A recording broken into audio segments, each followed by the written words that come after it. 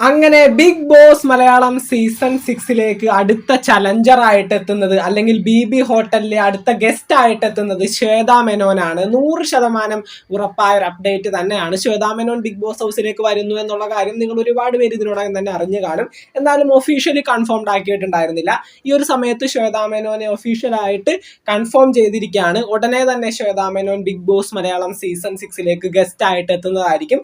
സാബുമോനൊപ്പം challenger ആയിട്ട് ഇനി അവിടെ ശ്വേതാ മേനോനും ഉണ്ടാകും. ഏകദേശം 4 പേരെയാണ് ബിഗ് ബോസ് കൊണ്ടുവരാനായിട്ട് പോകുന്നത്. അപ്പൊ 2 പേര്, ഒന്ന് സാബുമോൻ, രണ്ടാമത്തത് ശ്വേതാ മേനോൻ.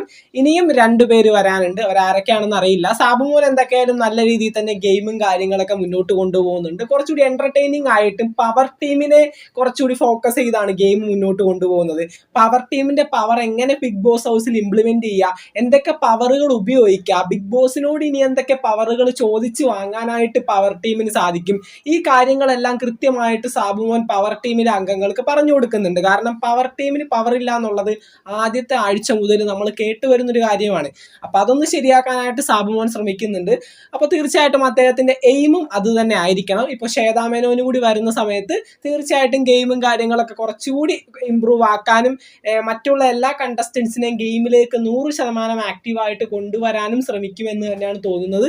നമുക്ക് നോക്കാം എന്തൊക്കെയാണ് ഇനി സംഭവിക്കാൻ പോകുന്നത്. അപ്പൊ ശ്വേതാ മേനോൻ കൺഫേം ആയിരിക്കുകയാണ്. നിങ്ങളുടെ അഭിപ്രായങ്ങൾ തീർച്ചയായിട്ടും താഴെ കമന്റ് ചെയ്യുക. പേളിയും ശ്രീനേഷ് ഒക്കെ വരുന്നതായിട്ടൊക്കെ കേൾക്കുന്നുണ്ട്.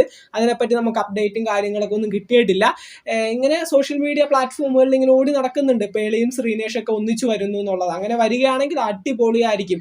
നമ്മുടെ ആ ഒരു എപ്പിസോഡിന്റെ TRP റേറ്റിംഗ് ഒക്കെ അങ്ങ് ഉയർന്നു കയറും. കാരണം എന്ന് വെച്ചാൽ നമുക്കറിയാം പേളിക്കും ശ്രീനേഷിനും അമ്മാതിരി ഫാൻസാണ് ബിഗ് ബോസിനുള്ളത്.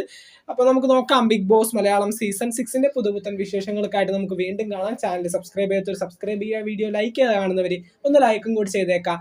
നമുക്ക് മറ്റൊരു വീഡിയോ കാണാം. താങ്ക്